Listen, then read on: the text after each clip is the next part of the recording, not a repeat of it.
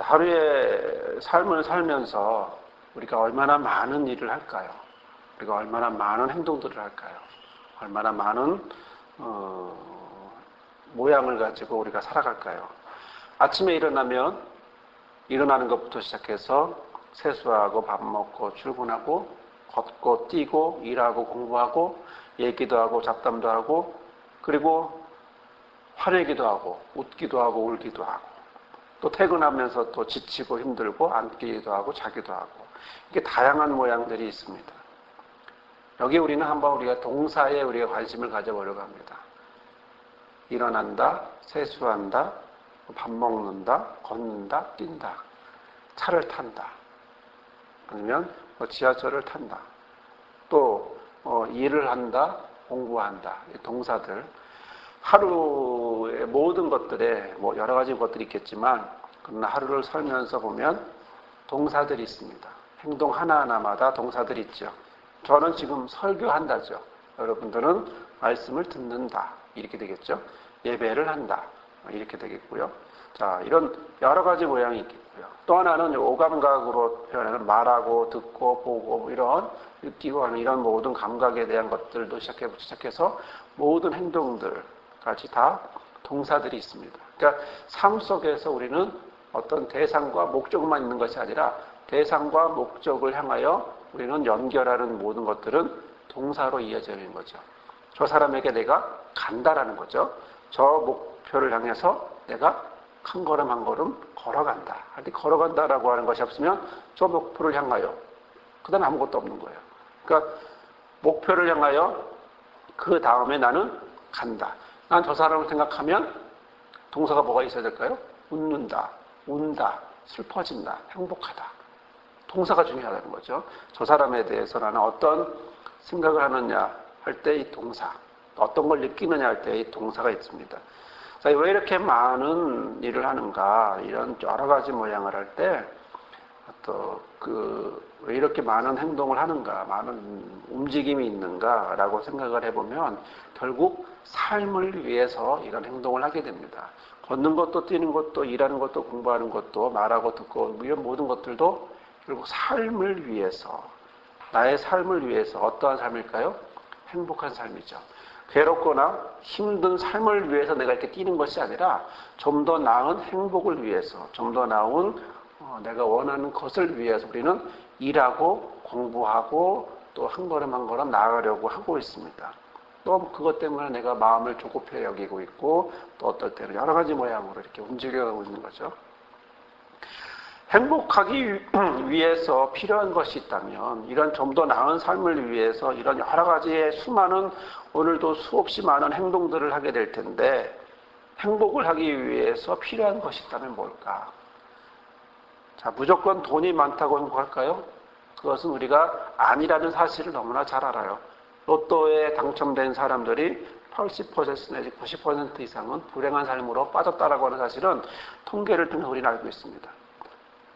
자, 건강하면 행복할까요? 오히려 너무 건강하기 때문에 불행할 수도 있습니다. 오히려 힘이 더 세기 때문에 그 힘을 아무데나 사용하기 때문에 그 힘에 맞아서 그 힘 때문에 억눌려서 내가 불행해질 수도 있는 거죠. 자, 삶 속에서 행복의 요소를 찾는다는 것이 너무나 중요합니다. 어떻게 내가 행복할까? 무엇을 가지고 내가 행복할까? 또 이것이 있다면 과연 그것이 있다면 가장 기본적으로 필요한 것이 있다면 그게 뭘까라는 거죠. 우리가 행복하기 위해서 무엇이 필요할까요? 자, 예를 들어 그릇이 있습니다. 자, 이 그릇이 있는데 이 그릇에게 있어서 이 그릇을 잘 사용하려면 우리는 무엇을 해야 될까요? 그것은 그 그릇이 어떤 그릇인지, 어떤 용도로 사용되는지, 그것을 위해서 어떤 목적을 위해서 만들어졌는지를 잘 알면 되겠죠. 그릇이 있는데 그 그릇의 용도를 잘 알게 되면 그 그릇에 따라, 그 용도에 따라, 그리고 그 방식에 따라서 그 그릇을 사용할 수 있게 됩니다. 자, 행복을 원한다면, 우리가 행복한 삶을 원한다면, 우리가 좀 더 나은 행복의 삶으로 한 걸음 한 걸음 가기를 원한다면 무엇이 필요할까? 그것은 겉의 요소들이 아니라는 사실입니다. 그게 뭐냐면 그 안에 그릇 자체의 용도가 무엇인지, 그릇이 어떤 그릇인지를 깨닫는 것이 중요한 것처럼 내 겉이 아닌 내 속에 있는 것이 바뀌어야 한다는 거죠. 아무리 빨간색이 있어도 내가 저것을 파랗게 보면 저것은 빨간 것이 아닙니다. 내가 저것이 노란색이 있고 내가 그것이 노란색이 있음에도 내가 그걸 검게 보고 있다면 그것은 결코 노란색일 수가 없습니다. 어떤 아름다운 것이 있어도 내가 그것을 추하게 보면 내가 어떤 아름답고 행복한 것이 있어도 그것을 보면서 내가 화가 나고 분노가 폭발되고 그것 때문에 괴롭다면 우리는 그것을 행복하다라고 말할 수 없습니다. 돈이 있어서 행복한 게 아니라 돈을 바라보면서 내가 무엇을 느끼는가. 건강을 바라보면서 건강이 있어서가 중요한 것이 아니라 건강을 바라보는 나의 시각이 무엇인가. 거꾸로 돈이 없으면 건강이 없으면 나의 삶에 채워지지 않은 것들이 없다면 그것을 바라보면서 나는 무엇을 느끼는가, 무엇을 생각하는가라고 하는 거죠. 이게 중요한 거예요. 그러면 겉보다 무엇이 중요합니까? 내가 그것을 바라보는 나의 속사람, 그것을 바라보는 나의 어떤 시각이 중요하다는 거죠. 그릇이 준비되었는데 그 그릇이 준비된 것이 중요한 게 아니라 그 그릇을 어떻게 정비하고 깨끗하게 해서 앞으로 좋은 것을 내가 원하는 것을 담을 것인가. 이게 더 중요하고 그렇게 보아야 하는 거죠. 자, 이런 모양, 이것을 우리는 다른 표현으로 말하면 회복이라고 말할 수 있습니다. 회복이라고 하는 것은 처음부터 완성된 게 아니라 다시 돌아가는 거죠. 다시 원래 것으로 돌아가는 것인데 그것을 어떻게 해요? 과정에서 더럽혀지고 힘들어진 것을 깨끗하게 청소하고 그다음에 씻고 정비하고 정렬해서 다시 갖다 놓는 이런 것을 이야기하는 것이죠. 영어로 회복을 리커버리라고 얘기합니다. 자, 이 회복이라고 하는 리커버리는 세 가지의 단계가 있습니다. 뚜껑을 여는 언커버리의 단계가 있고요. 그것을 속을 것을 확인하고 다시 조절하는 디스커버리가 있고요. 마지막으로 세 번째는 리커버리라고 해서 재구조와 다시 덮는 이런 모양을 갖고 있습니다. 이 언커버리, 이것은 커버리 뚜껑인데 뚜껑을 없앤다는 거죠. 뚜껑을 없애서 열어서 뚜껑을 여는 것을 없애는 거죠. 없애고 또 디스라고 하는 말은 제거한다는 말인데 뚜껑을 제거하고 난 다음에 그 안에 있는 것들을 정비하는 것을 디스커버리 발견한다라고 하는 뜻은 있지만 디스라는 단어 자체가 제거한다. 그러면 리커버리는 뭐겠습니까? 뚜껑을 다시 덮는다.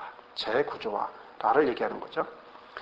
자, 이런 언커버리, 디스커버리, 리커버리의 과정을 통해서 우리는 회복되어 가는데 이 회복되어 가는 이 세 번째 단계, 지금 내가 무엇이 문제인지를 알고 그것을 정비하고 다시 모양을 만들어가는 이 세 단계, 이 세 단계의 말씀이 오늘 우리에게 주신 말씀 가운데 있기에 우리가 그것을 함께 묵상하면서 함께 은혜를 나누고자 합니다. 자, 이 부분에서 우리는 오늘 주시는 말씀에서 한번 찾아보면 5가지의 동사가 나옴을 보게 됩니다. 첫 번째 나오는 것은 come from입니다. 어디에서 나온다. 두 번째는 baptize, 세례하다라는 말이고요. 세 번째는 come out of이라고 해서 역시 어디에서 벗어난 것을 얘기합니다. 네 번째는 see, 본다라는 것을 얘기하고 있고 다섯 번째는 본문에 나오지 않지만 하늘의 소리를 들었기 때문에 그 듣는다라는 것이죠. 첫 번째 단어가 여는 단계라고 한다면 두 번째 세례와 나온다라고 하는 것은 두 번째 발견하는 단계라고 말할 수 있고요. 세 번째 이 see와 hear라고 하는 이 회복되는 단계를 통해서 우리는 예수님의 세례를 통해서 우리는 회복의 단계를 볼 수가 있습니다. 우리는 이 본문의 말씀을 통해서 우리에게 주시는 말씀을 통해서 주체가 누구인지를 먼저 보아야 합니다. 주체가 누굽니까? 주체는 예수님입니다. 9절에 보면 예수께서, 그때에 예수께서라고 하는 그 주체, 바로 그 주체인 예수라고 하는 이 주격이, 주어가 바로 이런 5가지의 동사를 가지고 세례 과정에서 5가지의 단어들이 활용되고 있음을 보게 됩니다. 그리고 이것이 한 단계 한 단계 나아가는 것을 보게 되죠. 자, 예수님이 첫 번째 주시는 것은, 예수님에게 첫 번째 보게 되는 것은 아까 방금 말씀드렸다시피 뚜껑을 여는 단계, 언커버리의 단계가 있습니다. 즉 처음 나온 단어가 뭐냐면 come from이에요. come from. come from이 어디 나옵니까? 갈릴리 나사렛으로부터 와서. 자, 어디에서 왔습니까? 나사렛으로부터 왔다라고 되어 있습니다. come from. 어디에서 왔다라는 거죠. 자, 예수님은 갈릴리 안에 있는 나사렛이라고 하는 동네에 사셨습니다. 지금까지 예수님의 삶의 자리는 어디입니까? 나사렛입니다. 거기서 모든 걸 다 했습니다. 먹고 자고 놀고 일하고 부모님과 함께하고 친구들과 함께하고 배우고 익히고 이런 모든 것들이 주 활동 무대가 어디예요? 나사렛입니다. 이 나사렛에서 예수님은 모든 걸 하셨습니다. 울며 웃으며 살았던 나사렛. 베들레헴에서 태어났지만 그러나 어디로? 나사렛으로 가서 거기서 30살이 될 때까지 사역을 공생애를 시작하기 전까지 그곳에 계셨습니다. 예수님의 모습이 그 당시 어떤 모습이었는지 잘 알지는 못합니다. 기록에 나와 있지도 않고요. 어떤 모습을 살았는지 기록이 없지만 그러나 공생애를 시작하는 이 시점에서 예수님은 공생애를 시작하는 현재에서 그 삶의 자리에서 다른 삶의 자리로 나오셨습니다. 요단강으로 나오셨습니다. 이건 뭡니까? 언커버리의 단계입니다. 이것을 하기 위해서 무엇이 필요했을까요? 예수님에게 무엇이 필요했을까요? 결단이 필요했습니다.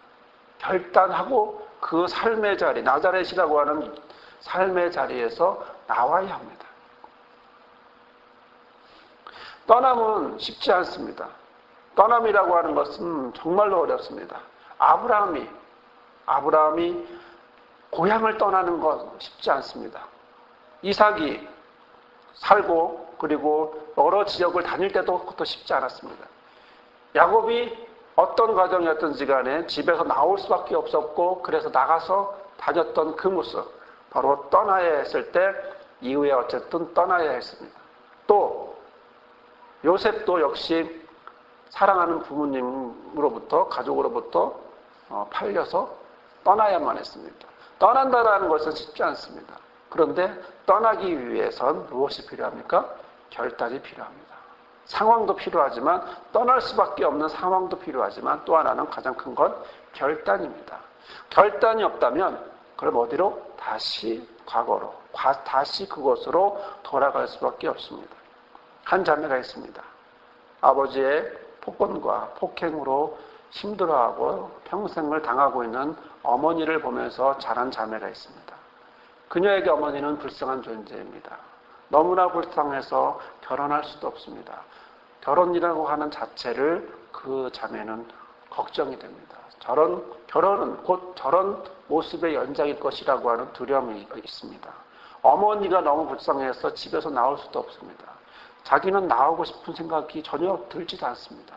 오로지 그냥 어머니와 불쌍한 어머니, 내가라도 있으면 조금은 덜 하게 하시는, 덜 폭언과 덜 폭행을 하시는 아버지이기에 그렇기 때문에 나는 어쩔 수 없이 그곳에 있어야만 한다라고 생각하는 한 자매가 있습니다. 회복 사역을 하다 보면 참 아쉬울 때가 있습니다. 조금만 결단하면 좋으련만 거기서 발걸음이 멈춰져서 한 걸음도 내딛지 못하는 본드가 아니라 아예 콘크리트에 붙어있는 것처럼 시멘트에 붙어있는 것처럼 움직이지 못하는 것이 있습니다.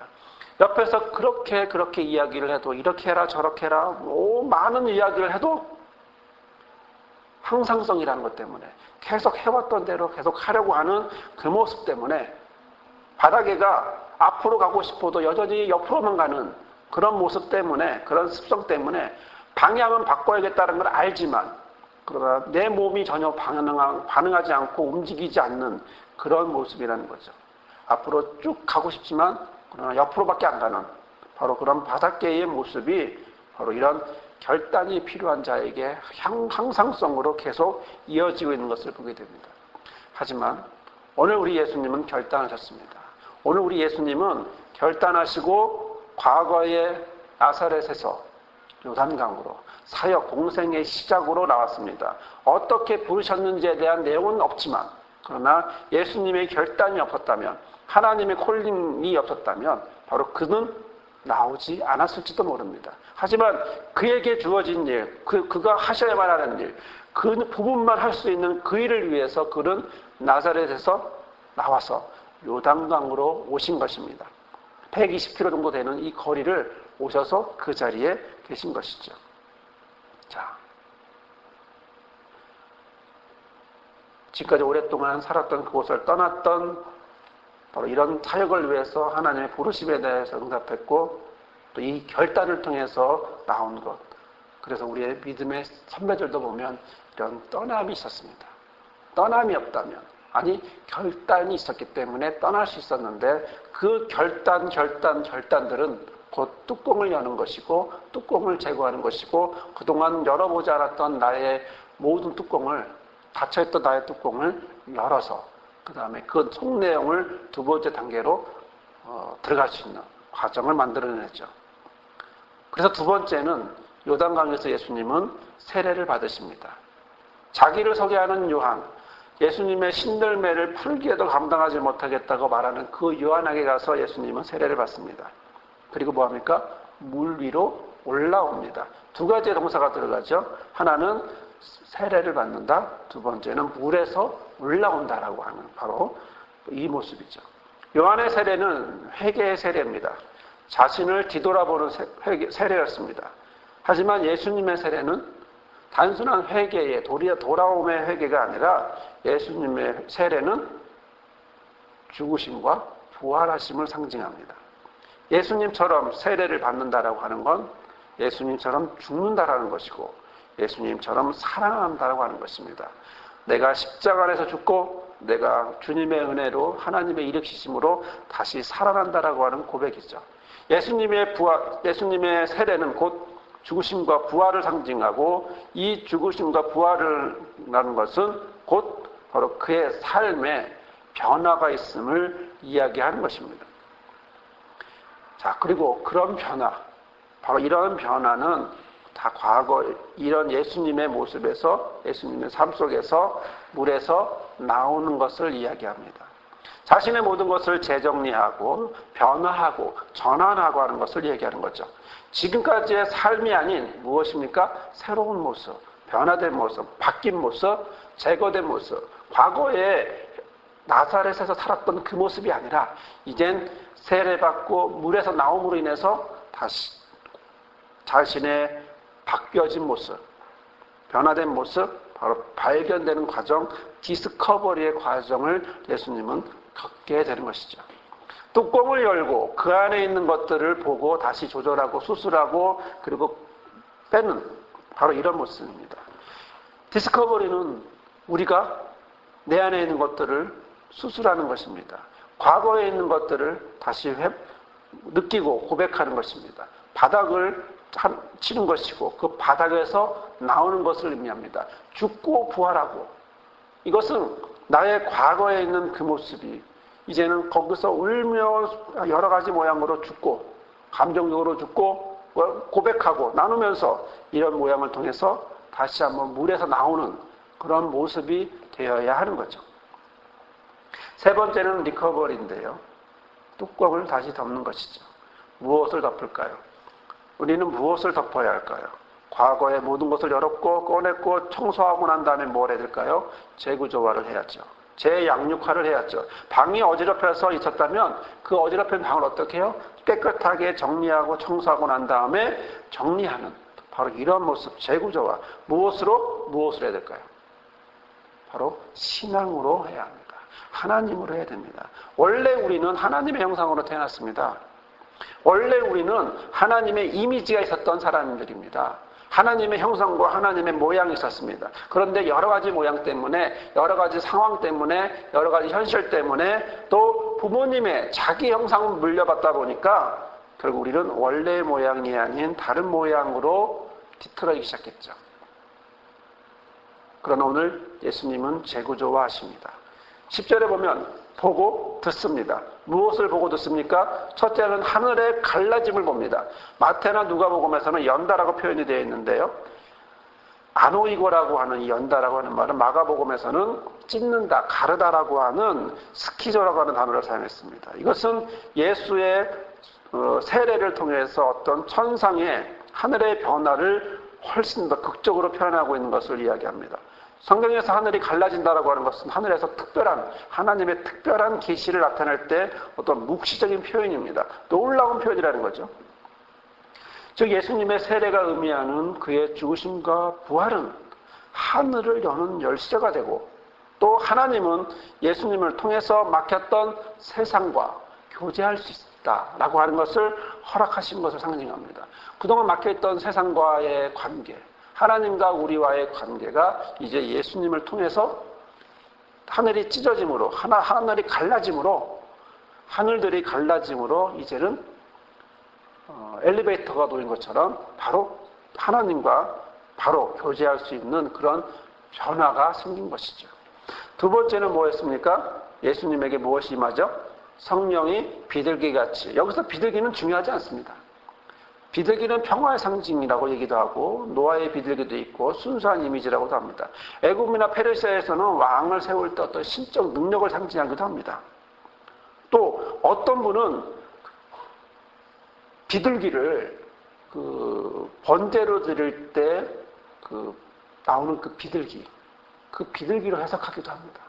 그 비둘기, 그 다음에 양과 그 다음에 소라고 했을 때 가난한 자가 드리는 비둘기라고 해석도 하지만, 그러나 여기서 나오는 이 말씀은 무엇이 중요하냐면 비둘기가 중요한 게 아니라 성령이 임하셨다라고 하는 게 중요한 거예요. 성령이 누구에게? 예수님에게 임하셨다. 그거를 어떻게 해요? 예수님은 하늘이 갈라지는 걸 보고 성령이 임하는 걸 보신 거라는 겁니다. 자, 그러면서 세 번째로 예수님은 듣습니다. 무엇을 들었습니까? 하늘의 소리를 듣습니다. 하나님의 말씀을 듣습니다. 하나님의 소리를 듣습니다. 그건 뭐 어떤 소리였을까요? 여러분, 보통 아버지가 자녀를 부를 때 어떻게 부릅니까? 보통 자녀들을 아버지가 부를 때 어떻게 부를까요? 그 부르는 대답들은, 부르는 모양들은 가지각색입니다. 사랑이 넘치는 분이 있는가 하면, 아니면 욕으로 가득 찬 사람도 있습니다. 폭언으로 가득 찬 사람도 있습니다. 아버지가 자식을 부를 때 그 자식을 부르는 그 소리는 다 똑같지 않습니다. 너무나 다양한 모양으로 사랑의 극찬 사랑이 꽉 찬 그런 말로 하는 고백부터 전혀 정반대로 오히려 괴롭히고 죽이는 그런 말로 채워지는 그런 소리들이 있습니다. 오늘 여기에는 아버지가 아들을 부릅니다. 아버지가 아들을 부르시면서 뭐라고 말하냐면 위로의 소리로, 사랑의 소리로, 고백의 소리로 채워져 있음을 말합니다. 하나님은 아들 예수를 향하여 말씀합니다. 하늘로서 소리가 나기를 너는 내 사랑하는 아들이라 내가 너를 기뻐하노라. 야, 이 소리가 뭘까요? 하늘에서 직접 하나님이 말씀하십니다. 내 사랑하는 아들, 내 기뻐하는 아들, 공생애를 시작하는 예수님에게, 특별한 사역을 시작하는 예수님에게 하나님은 안아주시고 힘이 되는 이야기를 해주십니다. 하나님은 예수님에게 그래 한번 잘해봐라, 네가 어디 한번 잘하나 보자, 이렇게 말하지 않았습니다. 너는 내 사랑하는 아들이고 내가 너로 인하여 기뻐한다. 너의 존재 그 자체가 나의 기쁨이다. 네가 있는 것 그 자체가 나에겐 행복이야. 내가 너 때문에 얼마나 행복한 줄 아니? 라고 하는 바로 이 고백을 듣고 있는 것입니다. 이런 사랑의 고백을 듣는 예수님, 얼마나 행복한 사람이겠습니까? 자, 이런 고백을 듣는다면 우리는 또 얼마나 행복할까요? 많은 사람들이 삶을 살기 어려웠던 가장 큰 이유는 뭐냐 하면 고백에 목말란다는 거예요. 사랑의 고백에 목말란다는 거예요. 아버지가 어머니가 나를 부를 때 그렇게 불러주지 않았다는 거예요. 나를 부를 때 심하게 욕하면서 무능하고 나 한심한 애라고 나를 불러줬기 때문이에요. 그런 사랑의 고백이 없어서 목말라하는 바로 그래서 평생 그 사랑을 갈급해하면서 평생 살아가는 그런 사람들로 이 세상은 가득 차 있습니다. 당신은 사랑받기 위해 태어난 사람. 왜 우리는 그걸 들으면서 눈물을 흘려야 할까요? 왜 우리는 그 찬양을 들으면서 우리는 처음 이런 감격을 맛볼까요? 어릴 때부터, 태어날 때부터 순수하게 태어난 나를 우리는 왜 10년, 20년, 30년이 지나고 이 찬양을 들을 때 왜 생소할까요? 나는 어릴 때부터 그러한 이야기를 듣지 않았기 때문에, 바로 이러한 고백을 듣지 않았기 때문에, 아버지가 나를 볼 때 이러한 위로로, 사랑으로, 고백으로 말해주지 않았기 때문에 바로 이러한 모습이, 이러한 찬양이 나는 들을 때 눈물이 나는 것입니다. 당신은 사랑받기 위해 태어난 사람, 너무나 당연한 찬양임에도 불구하고 우리는 낯설게 느껴지죠. 하지만 오늘 이 시간 하나님은 저와 여러분에게 말씀하고 있습니다. 너는 내 사랑하는 아들이다. 너는 내 사랑하는 딸이다. 내가 너를 기뻐하노라. 지금까지 어릴 적에 보고 듣고 느낀 것은 폭행과 폭언과 무시와 두려움이었다면 이제는 바로 그 사랑으로 가득 찬 하나님의 음성, 하나님의 소리, 바로 아버지의 소리가 채워지는 것을 우리는 말씀을 통해서 볼 수가 있습니다. 예수님은 하나님의 아들입니다. 우리는 하나님의 양자입니다. 이 아들을 향한 아버지의 사랑의 고백은 이 시간 저와 여러분에게도 여전히 함께 이루어져 가고 있고 또한 말씀해 가고 있는 하나님의 고백입니다. 예수님은 하늘의 것으로 충만히 받았습니다. 공생애를 시작할 때 하나님의 것으로 충만히 받았습니다. 하늘이 갈라지고 성령이 임하고 하나님의 놀라운 고백, 아들을 사랑한다라고 하는 바로 이 고백, 바로 이 안에서 바로 예수님은 공생애를 시작합니다. 이 공생애를 시작하는 이 안에 바로 삼위일체 하나님, 아버지도 계시고 성령도 계시고 성자도 계신 이러한 모습으로 함께 예수님은 공생애를 시작하시고 있는 것을 볼 수 있습니다. 그렇습니다. 예수님의 세례를 통해서 우리는 회복의 단계를 보았습니다. 떠남의 모습을 보았습니다. 변화되는 예수님의 모습을 보았습니다. 또 하나님 안에서 새롭게 신앙 안으로 하나님 안에서 재양육되는 모습을 우리는 보았습니다. 이 모습은 바로 저와 여러분의 모습입니다. 이 과정은 저와 여러분의 과정입니다. 과거에서 떠나야 하고 세례로 죽고 다시 살아나고 다시 벗어나고 고백이 있어야 합니다. 바닥을 치는 고백과 나의 마음을 드리는 이런 세례와 같은 고백, 바로 죽고 사는 고백이 우리 안에 있어야 하고, 그리고 나서 비어져 있는 나의 가슴을, 비어져 있는 나의 마음을 하나님의 것으로 채워서서 그 바로 삼위일체 하나님의 것으로 채워져서 다시 나아갈 때는 그것이 다시 넘치는, 비어서 계속 달라고 하는 그런 것이 아닌 바로 채워져서 나아가는 바로 이런 하나님의 위로하심, 하나님의 고백하심이, 하나님의 안아주심이 바로 오늘 저와 여러분의 삶 속에 회복의 단계를 걸어가고 있는 저와 여러분의 삶 속에 온전히 충만하기를 주님의 이름으로 기도합니다. 아멘.